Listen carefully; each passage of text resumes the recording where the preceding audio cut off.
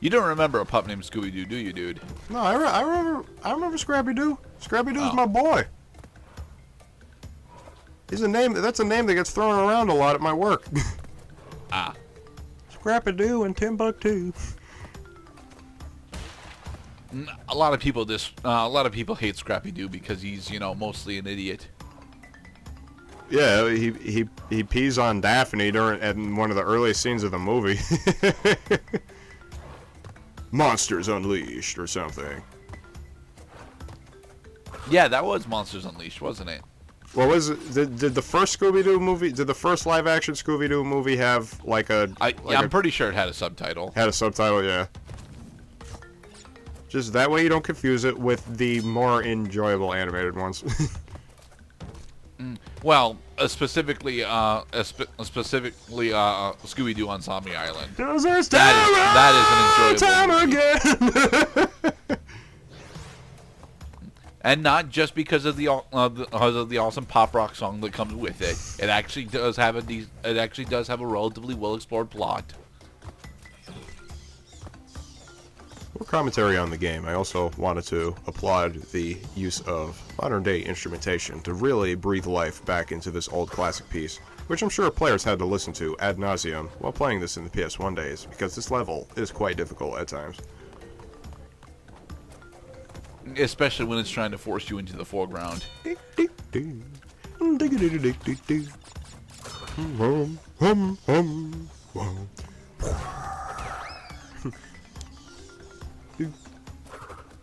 Now, would those be iguanas or chameleons? Those are chameleons. Alright.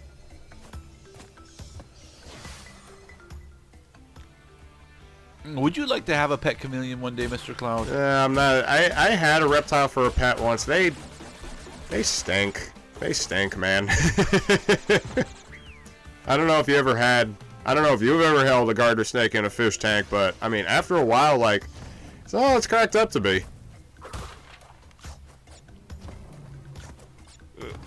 My friends back in high school actually had a python, or it was either a python or a boa constrictor for a pet. Damn.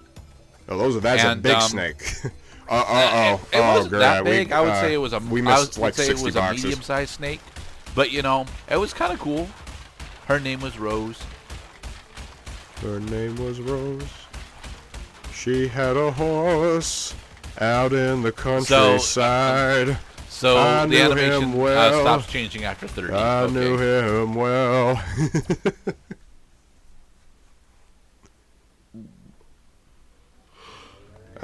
Actually, a friend of mine has snakes for a pet.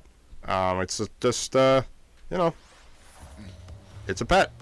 Some people have some people even have chickens. Although you probably should not have a chicken as a pet because the salmonella bacteria actually lives in the chicken's feathers. These levels specifically are famous for being stupid difficult, not because of the darkness that permeates them, but actually the perspective. The 3D perspective for these levels specifically does not work with what the game wants you to do. Like doing these forward jumps specifically sucks. This is the level that's going to make you stop using the analog stick for a second and just concentrate on using the control pad, so you don't lose your grounds. This entire game is designed to use the control pad. So you're going to notice that in the map orientation, no matter how sophisticated the map looks, it's basically either a corridor or like one of these little lobby areas. But eventually you're going to find yourself realigning along the axis that they intended for control pad play.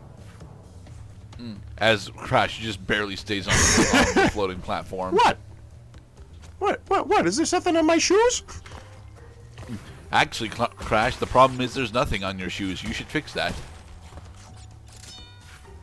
Need some sweet stickers and sponsorships. Oh. These levels are a lot more fun in Remastered. Alright, aside from Sony, who else would sponsor Crash?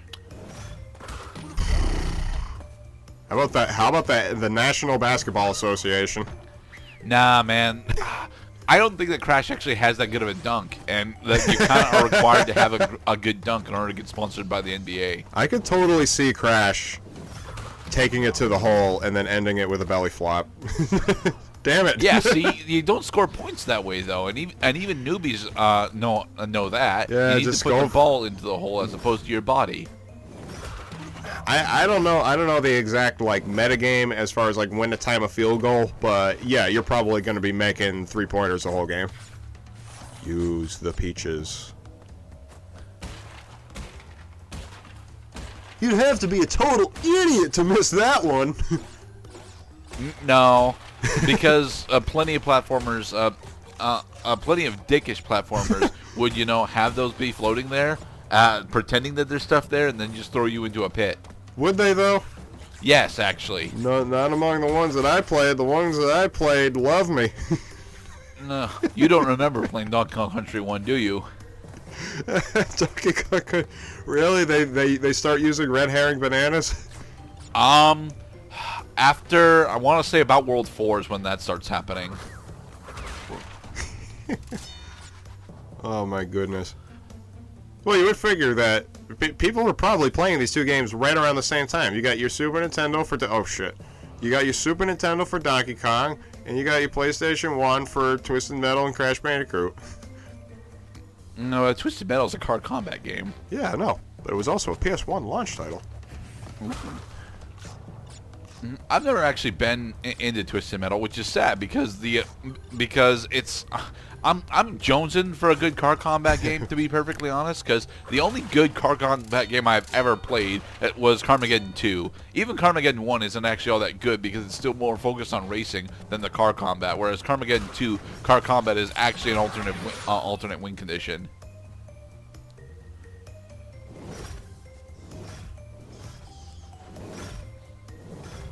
I specifically miss Twisted Metal Black because that game kind of pulled back from the action element and kind of made it more like drama and thriller, well, psychological thriller elements, I should say. So does Black actually dive into Sweet Tooth's origin story? Kind of. I mean, it doesn't. That's the thing about Sweet. Does that look like a man you can interview for information? Well, there are plenty of ending cutscenes with Sweet Tooth, so... Yeah. There are a lot of ending cuts. Wait, no, is there? Oh, wait, yeah, there is, because Sweet Tooth is so ubiquitous in the Twisted Metal universe that he actually is involved in other characters' endings, too.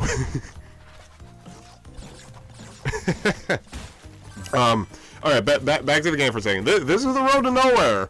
A lot of people hated this level during the PS1 era. You're probably going to hate it just as much unless you finally get over yourself and stop using the control pad during the section and start using the analog stick to control your forward progress like I am.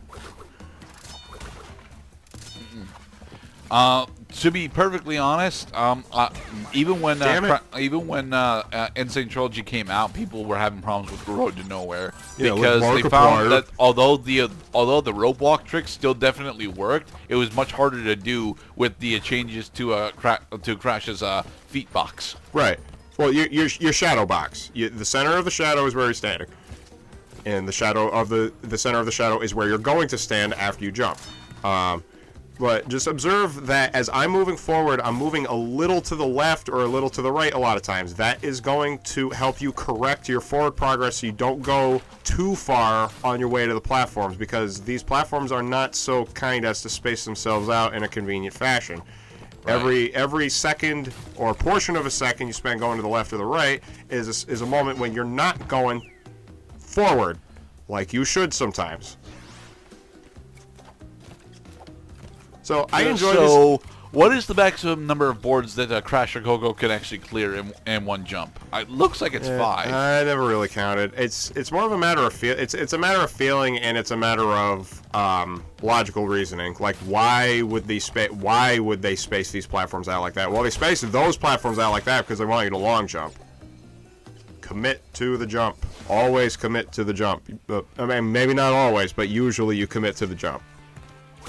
And remember, folks, you can get crushed there. Yes, you can. And you have to start it all over again.